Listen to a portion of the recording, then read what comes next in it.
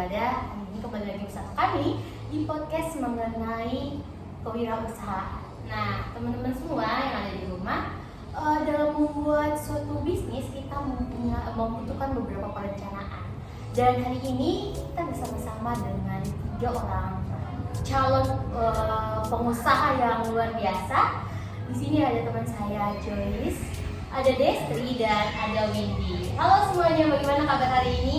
Luar biasa ya. Oke, muka-mukanya pada muka cerah banget ya, seperti calon-calon pembisnis yang luar biasa.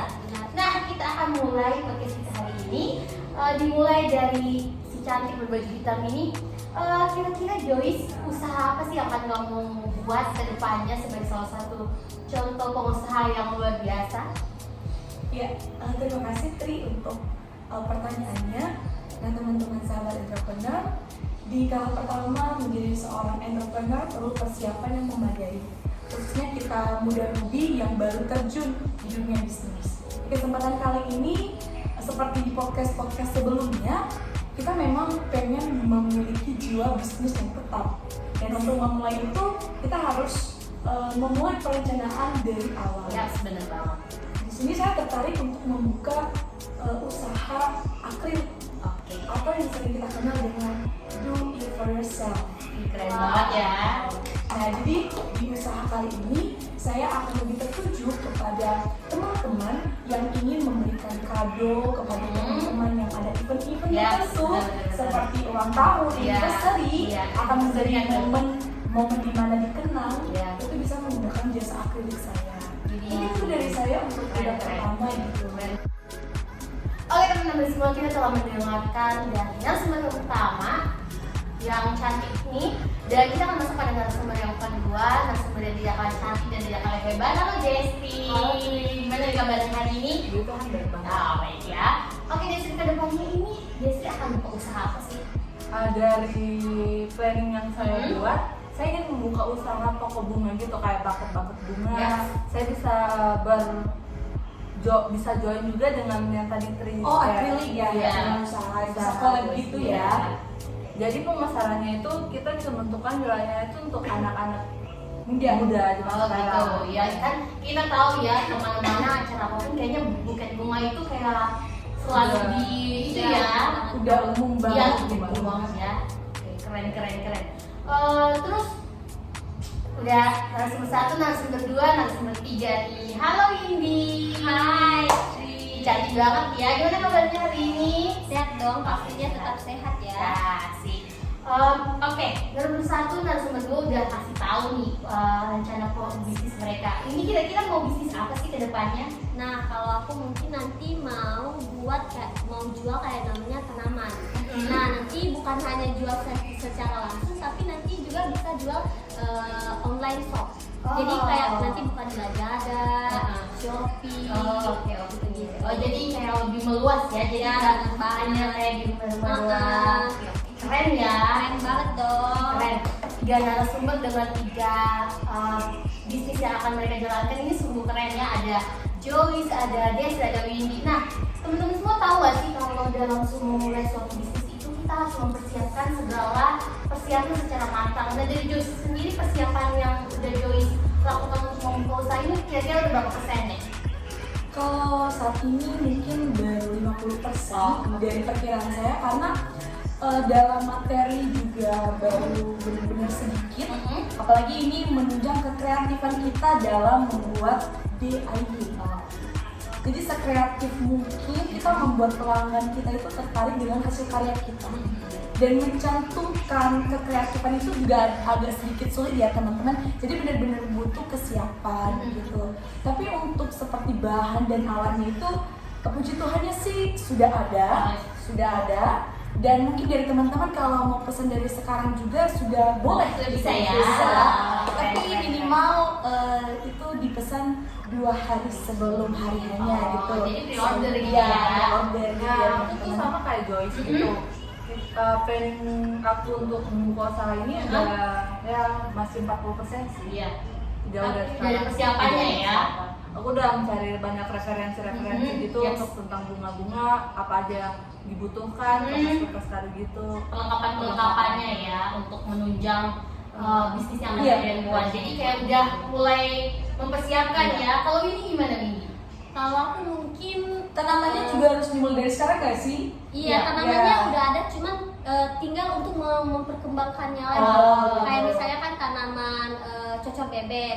Jadi untuk mengembangkannya lagi kan pasti butuh proses, Iya, ya kan? benar. Nah, Jadi kayak lebih kalau udah persiapan untuk menuju Iya. membuka suatu usaha ya. Berarti udah Planningnya udah kuat. planningnya ya. udah kuat ya, dasarnya udah kuat ya, mantap. Oh gitu ya Windy ya. Iya, benar. Keren. Nah, kalau dari Tri sendiri ini mau buka usaha apa nanti? Oke, kalau aku sendiri sih sebenarnya udah mulai planning dan udah mulai jalan juga ya. Salah satunya itu adalah bisnis thrift temen-temen. Jadi aku bakal thrift? ya thrift dan baju-baju ya? hoodie, ya benar-benar Wow. gitu. Jadi kayak kan zaman sekarang anak-anak muda ini banyak yang OOTD ya, outfit banget ya. Ah, Jadi iya, kayak iya. perkiraan outfit mereka tuh bakal keren-keren. Nah, jadi kayak usaha ini bakal menunjang mereka gitu. Jadi aku akan kayak berusaha untuk bekerja sama dengan anak muda-mudi zaman sekarang gitu. Jadi kayak perencanaan aku ke depan itu lebih tertuju kepada anak muda-mudi. Jadi kayak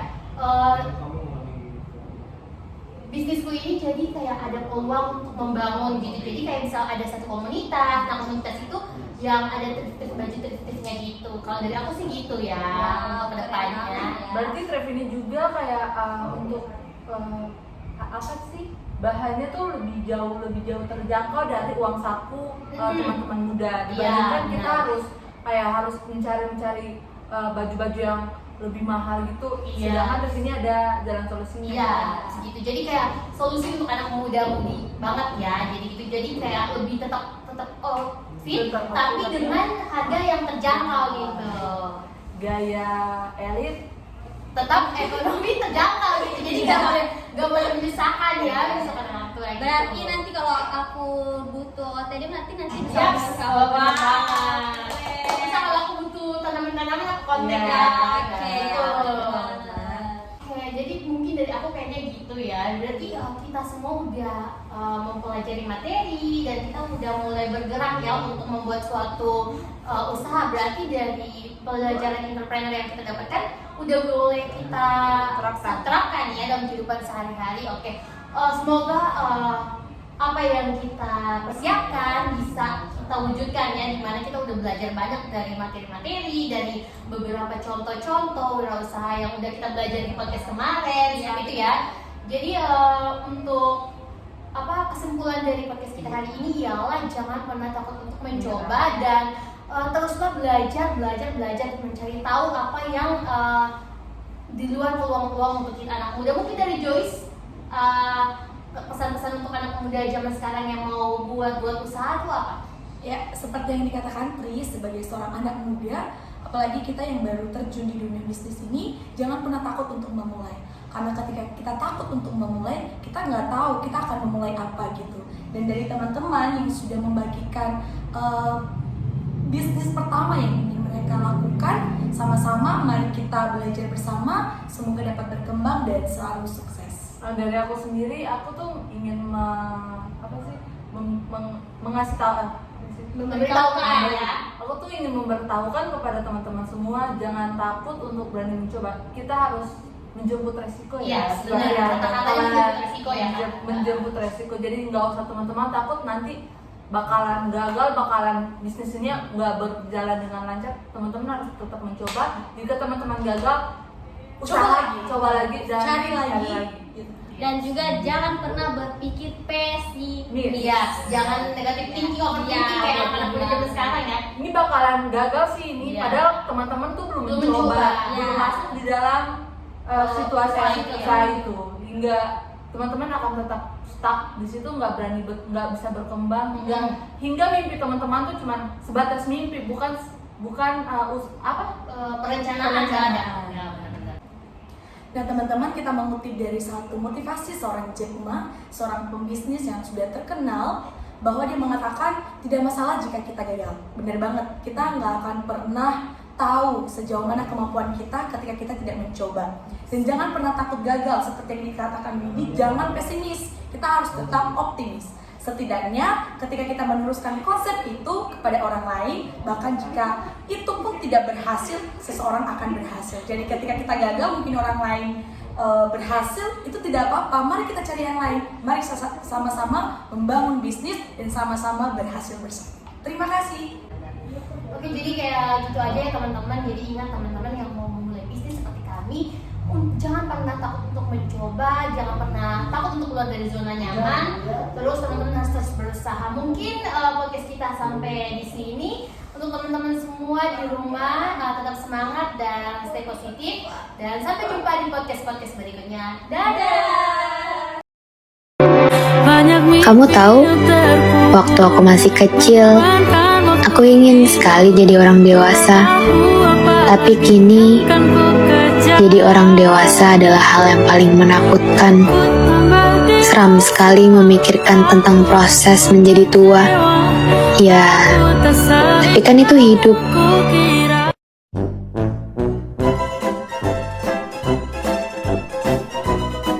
I know